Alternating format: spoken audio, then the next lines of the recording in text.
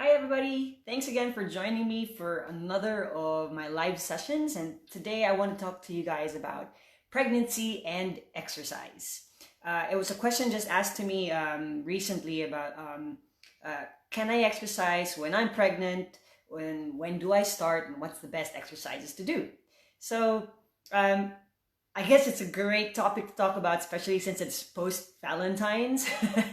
um, anyways, if you are a professional that is actually thinking of wanting to work with pregnant people, or if you're actually expecting, or if you have a friend who's expecting and wants to know if they can exercise, this video is going to help you guys understand what happens to the body when you get pregnant and what are the things you need to think about so that you actually can safely work out and bring good benefits for your body and your baby, right? So, question I get asked, can I exercise or is it safe to exercise, right? The next question I get asked is, when's it best to start exercising? Can I exercise on my first trimester, the second? We're going to look into that, okay? One thing that is important to know when you are dealing with a pregnant person, guys, they are actually not sick. They're not fragile. They're just a normal person that just happens to have a baby in their belly. All right? So when you deal with them, you just have to understand that they would know their bodies more than you would. So it's always just safe to keep asking how they're feeling through an exercise or through anything that they're doing. Okay? So we're also going to be looking at what we need to be mindful about when we are working with pregnant people. Okay? So everyone's saying hello, hello. Thank you for joining me. Now, let's understand what actually happens to a woman's body when they get pregnant. We'll keep it really simple.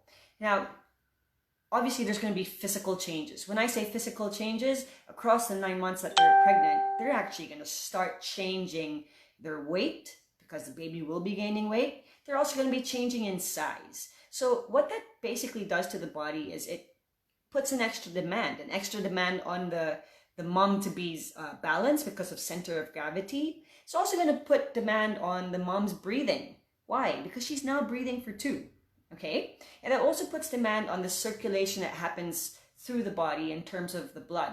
So when you start putting more movement like exercise, then it's very natural for the mom-to-be a little bit out of breath, right? To experience shortness in breath and to also feel tired a little bit easy. And they get tired easily.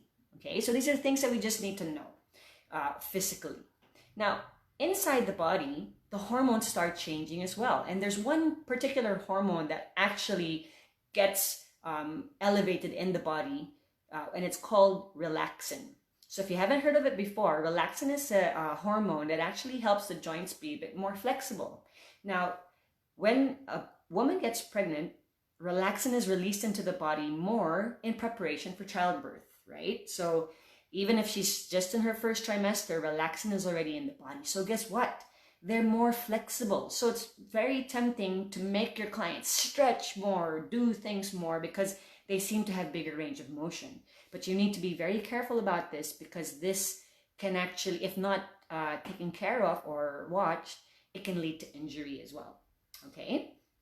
Lastly, some pregnancies can lead to pregnancy-induced conditions, and sometimes that might be hypertension.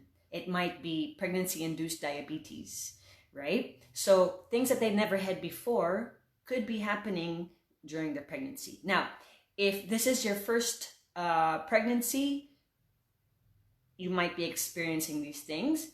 If it's your second or your third, right, or more than that, each pregnancy is different as well. So you might not have experienced it in your first pregnancy, but maybe in the second one you did.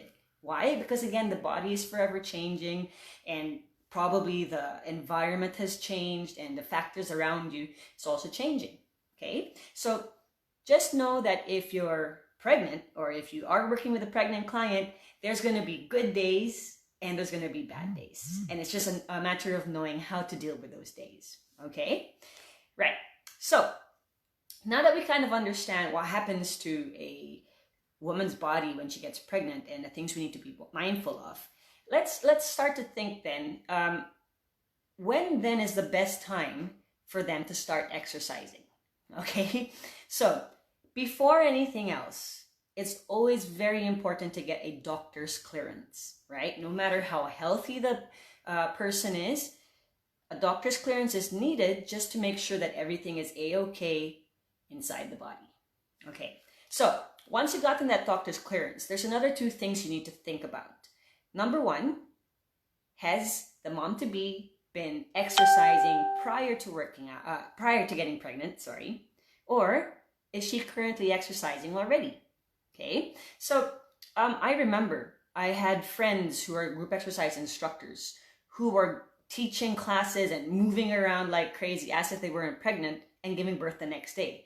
They were so fit and they knew their body so well that they could manage to do that. On the other hand, I've also worked with clients who have never exercised before, that just lifting a 1 pound fitness ball was making them so tired already.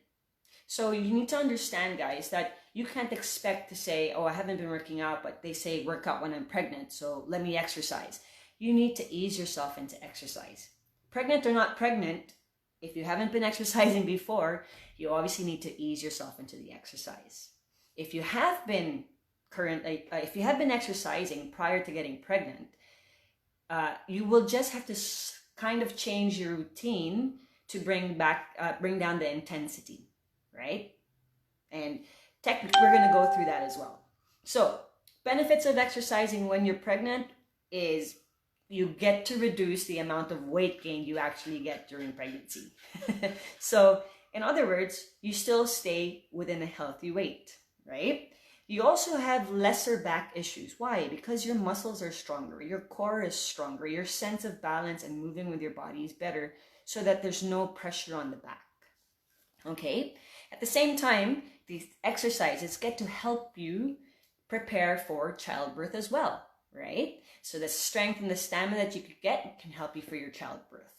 Lastly, it helps your baby too.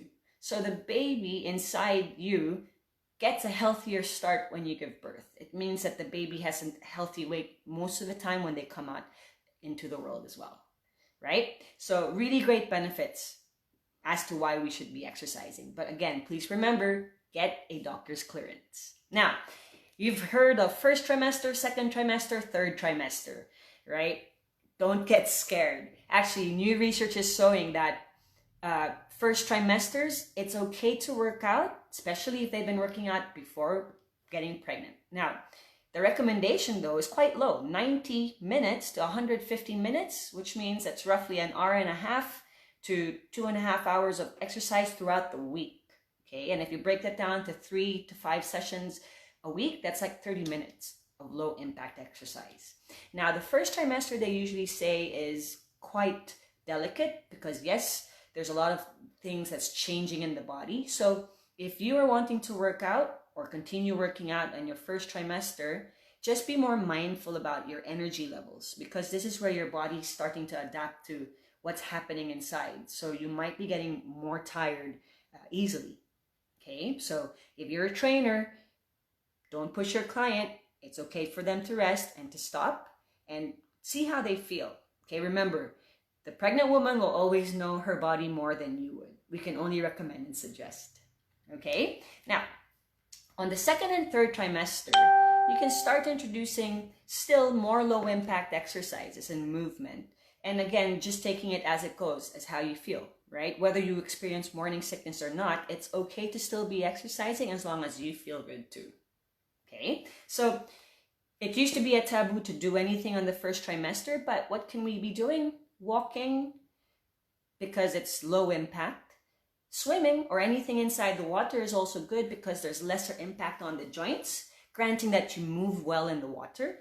Yoga and Pilates are things also that could help, but joining prenatal classes would be the best because they would be giving you exercises that is specific to help you improve posture and being mindful of the changes that's happening in your body. Okay?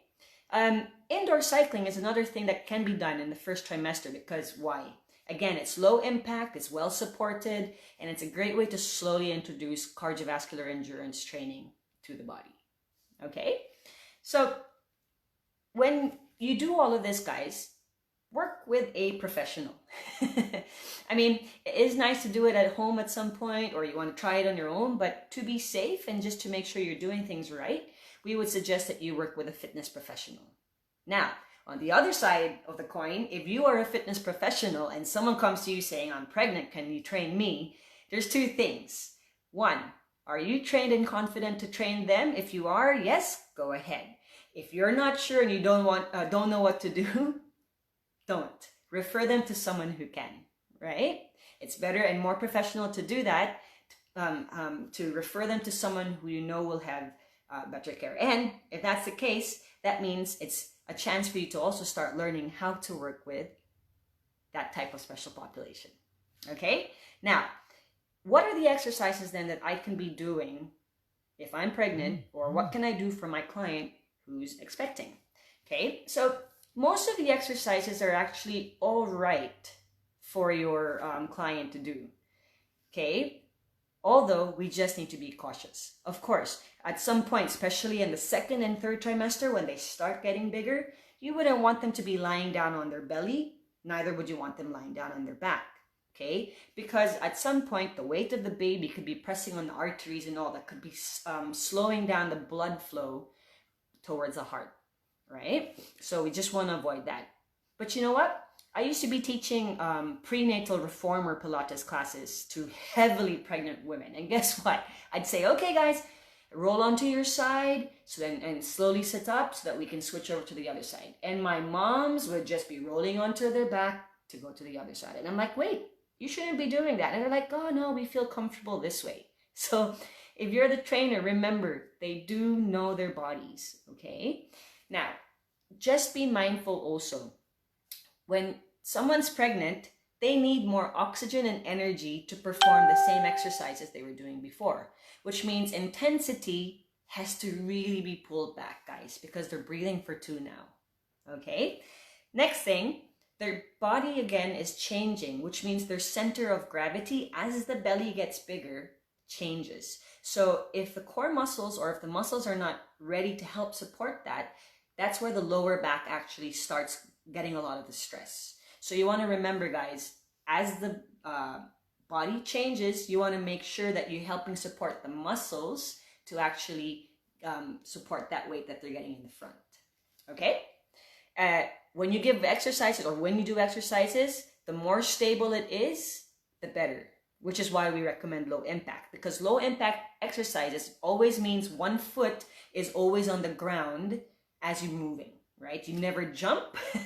We don't recommend you jumping or kicking high kicks, and we don't want you to be leaping around or running really fast, all right? So if you think of it, Sarika, is it safe for me to exercise while I'm pregnant?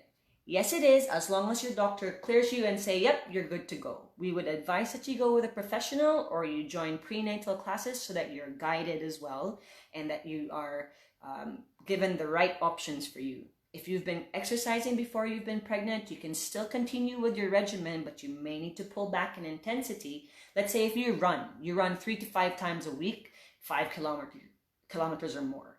You might want to change one of those sessions into a Pilates session, or a yoga session, or a session in the pool, right? See what's available to you. But the most important thing is you need to know your body. Start slow if you haven't been exercising. Walking is always best.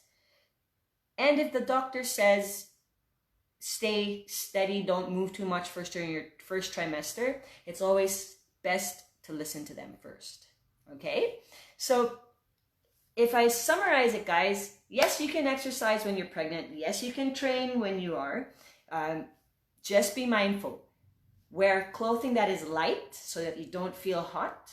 Okay? Keep well hydrated, because, again, you will be getting tired a bit more easily.